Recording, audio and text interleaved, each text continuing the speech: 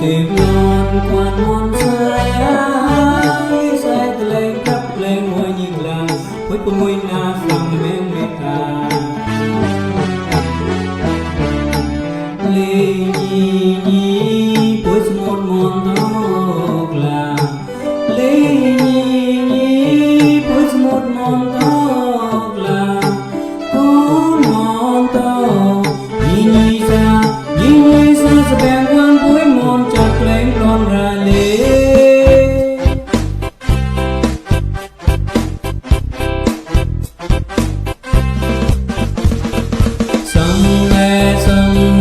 sông lê quan môn mịp xếp của mình luôn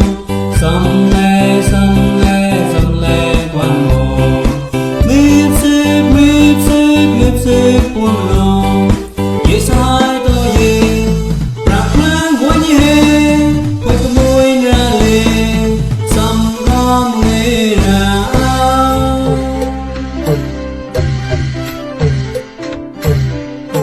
prak lên ngồi nhí lê sông lê tuổi còn niềm không nghe ruột quê thang lên đổ lệ cho mềm nhẹ cho mẹ buộc lột lên ghế chê prak lên ngồi nhí lê sông lê tuổi còn niềm không nghe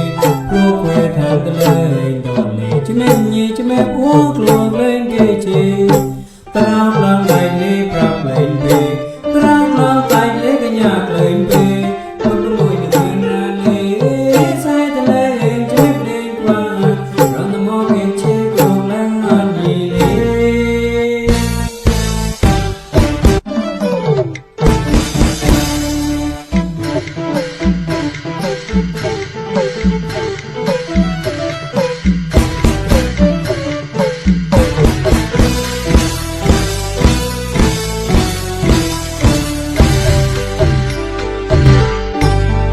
một con nhà lê quái mong là mệt xịp luôn còn mong sai như sai từ lên gấp lên ngồi nhìn là với con môi nào còn bên bên ta lê nhi của một món tóc là lê nhi của một món tóc là con món tóc nhi xa sẽ bèn quan với món chặt lên con ra lê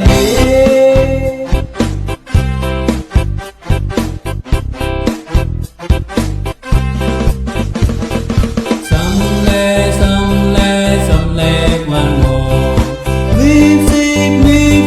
mịp xếp của mình luôn sông lê quan môn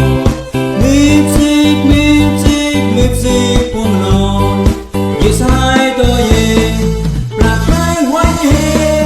với con môi ra lê sông có nghe ra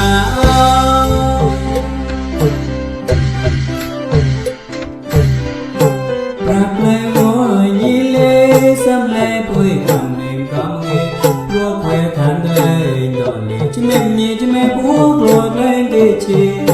prak lai ngồi nhí lê sông lê tuổi còn niềm không nghe ruột quê than lên đỏ lệ cho mềm nhẹ cho mẹ buộc lột lên ghế chê tao lòng lại lê